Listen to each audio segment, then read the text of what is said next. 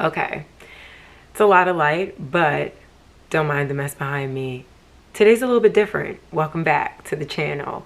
So there was a documentary series that came out recently that has really stuck with me for the past couple of weeks, and in a good way, inspiring, motivating, creatively pushing, all the things.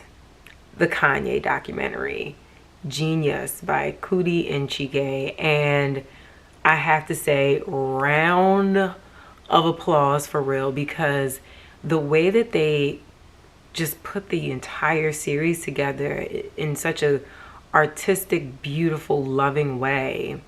Now let's be clear, I'm gonna start from the beginning. Kanye West, yay, Kanye, Yeezy, huge fan, always been a super fan. He's the only hip-hop artist, rapper that I actually really connected to. Like, of course I love the Jay-Z and Tupac. I sound real old. Of course I love Jay-Z, Tupac, Nas. Wasn't really a huge fan of Biggie, but I feel like it was because during the time that he was, you know, out, my father just kind of guided my music preferences, because he wanted to make sure I wasn't listening to too much profanity. So there were certain things I could listen from Tupac and I could not listen to anything from Biggie. So, you know, in hindsight, that I could see where a lot of my musical taste came from was from my dad. But, you know, Kanye came along, college dropout. I was in high school, in a Catholic private high school, and everything that he rapped about made sense. Everything that I was raised with as far as morals and understanding of black excellence, I immediately connected to. And I'm like, this big dude looked like he's a college student or a high school student. I connected immediately and always loved him throughout his career.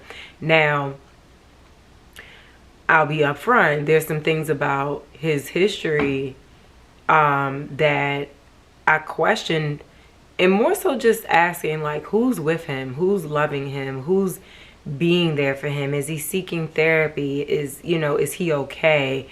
Because obviously the loss of his mother, I think initially when it happened, my first response as a fan was like, oh, Donda passed? That's his everything. That's his guiding light. That's his grounding. That's everything. We could all see that his mother was heavily involved in his career and in his life. So as a fan, I was just concerned about his mental well-being and his heart being broken. And I was just, as an admirer, concerned about that. Like, I also am not big into like celebrity gossip and like all that other stuff. I just feel like some things are meant to be private, and it just sucks because they're under a microscope. So when it's out there, I'm just like, well, that's upsetting, or that's sad. It's not my business. Keep pushing, hope they get through it. And that's always been my mindset when it comes to celebrity news and stuff like that within their personal life. But, you know, when it came to like the Trump situation, or him running for president, or most recently the whole moving across the street from Kim, and there was a lot of things going on. We never know all sides of the story. I'm not supportive of women feeling harassed or anything of that nature. But at the same time, I don't know what was really going on. None of us do. We weren't there. We weren't inside his head or Kim's head. But just hoping that they found peace in it all, and that he had people in his corner that would just help guide him. So I just want to put that out there. There's certain things I was not really big on, but it also just wasn't my business. And I always hoped and prayed that Kanye had love, light, guidance, and prayer and God, and feeling those things, those elements within his heart. But back to the documentary, it was just a perfect melody of visuals, sounds, Chike narrating, you know, and just seeing the beauty of Kanye's beginning coming from, I will not stop until I prove to you that I'm right about what I know. And it inspired just like an understanding that you have to believe in yourself no matter what, no matter who, no matter how. And I think we always say it to each other, you know, we say these things to uplift each other. You gotta believe in yourself, you gotta love yourself, even though they're crazy. If people think you're crazy, and like, we say it, we understand it, but I don't think I've ever really saw it in real form. And seeing Kanye just push through every single barrier, or every single snub, every single setback, life crazy. Like, he kept going, and I think that that was the most inspiring, motivating part about the entire documentary series. And just seeing that it is very important to have people that are so genuine in their love for you and their support for you in your corner, like his mother did. And I think we all knew how much she meant to him, but seeing exactly how she supported her son, oh my God. So much love, so much light, so much more respect. That she was definitely everything to him. And it was almost like we felt his heart break when the news came through, because it affected not only Kanye but those around him that were filming, like Chike. You know, he said, Coodie, he said that it was a loss for him too, and he even got emotional on camera about it in regards to his parent and Donda passing away. You know, you can just feel the heartbreak and the surprise and the trying to grasp the concept of everything that just changed for them. So that was really enlightening and beautiful to see. And then seeing just the ups and downs of friendship, you know, the documentary just altogether was a beautiful piece of art.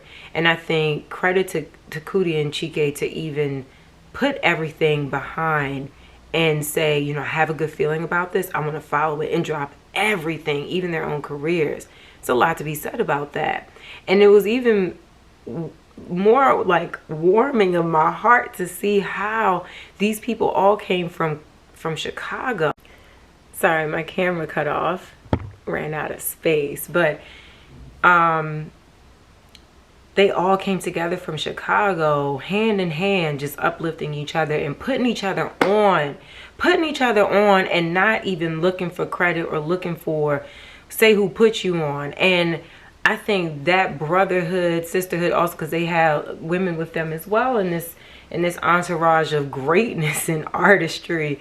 It was just so cool to see the behind the scenes of all the work that went into these albums that are timeless now, that are a part of our beings and words that we live by, music that we feel, and everything that we do is our soundtrack to so much. And I was just like, wow, as much as I love the music then, like I love it even more now, because you see all the bits and pieces that went into it.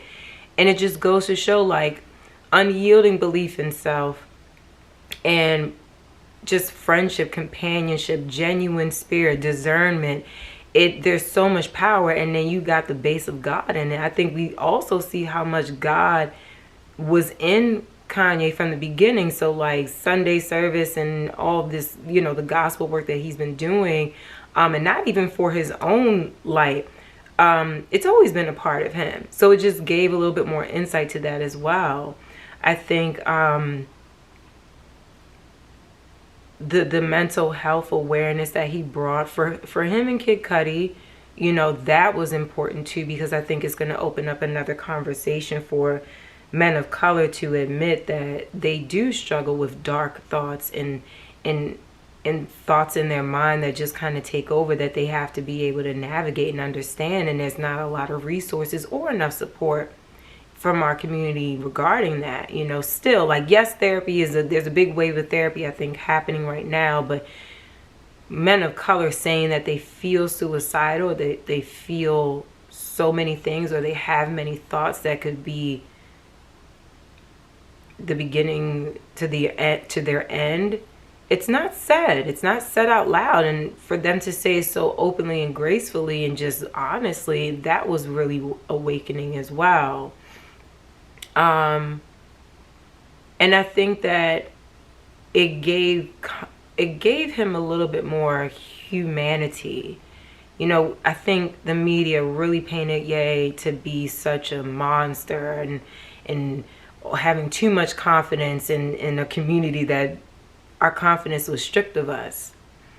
But he was made to be such a villain. And I feel like, you know, there are some areas I still wonder if Kanye is, you know, with and around love, if he's with people that really genuinely care about him, if Coodie is really always with him, because, like, obviously he's the source of love and light you know, as a friend.